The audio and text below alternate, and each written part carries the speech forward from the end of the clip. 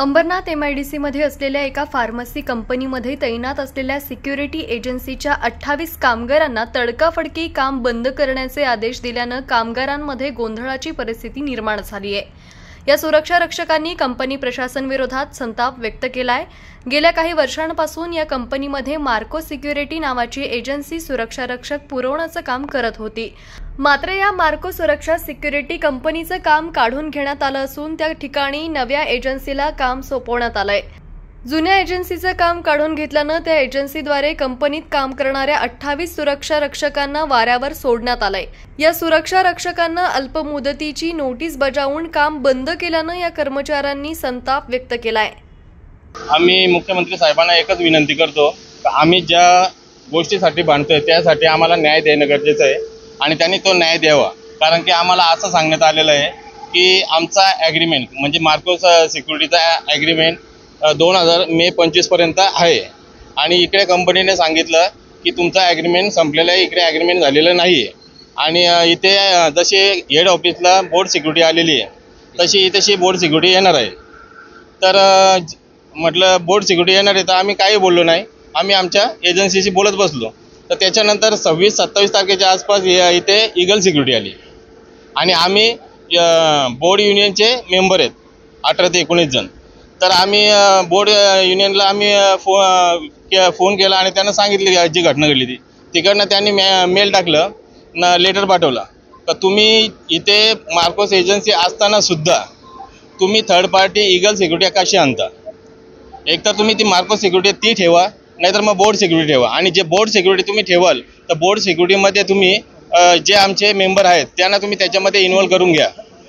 आणि इथेशी आता असं झालेलं आहे का इकडे आमचे security adviser Vilas Ghag sir बोलतात की मी सिक्युरिटी आणलेली ईगल ही माझी सिक्युरिटी आहे, तुम्हाला ज्या मंत्र्याकडे जायचे ज्या आमदाराकडे जायचे त्याच्याकडे जा, कोणी काय करू शकत नाही, मी बघतो काय करते। बोलले का नाही ते सांगा सर्वांनी। आणि आता पाऊस सर्वांना ती धमकी देण्यात आलेली आहे आणि इथं याशिवाय सकाळी पोलीस सुद्धा आले होते।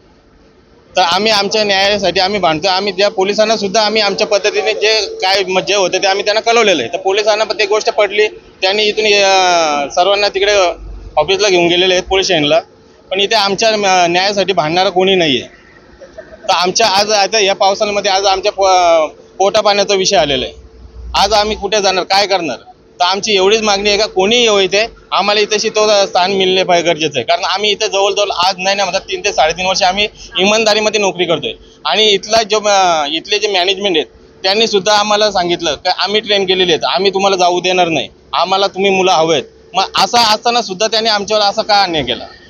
आम्ही आता गेले मार्को सिक्युरिटी ही 2 ते 3 वर्ष 3 पेक्षा जास्तच म्हणा की इथे काम करत आहोत।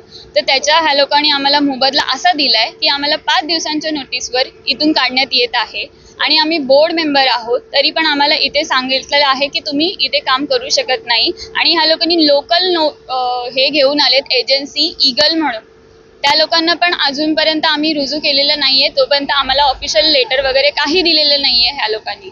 तर आमची ही मागणी आहे, मुख्यमंत्र्यांकडे ही मागणी आहे की आमचे जे गार्ड्स आहेत जेवढे असतील 20-25 म्हणा ते आम्ही इथेच राहू देत आणि आमची मार्को सिक्युरिटी पण इथेच राहू देत। एकमत न्यूज अंबरनाथ।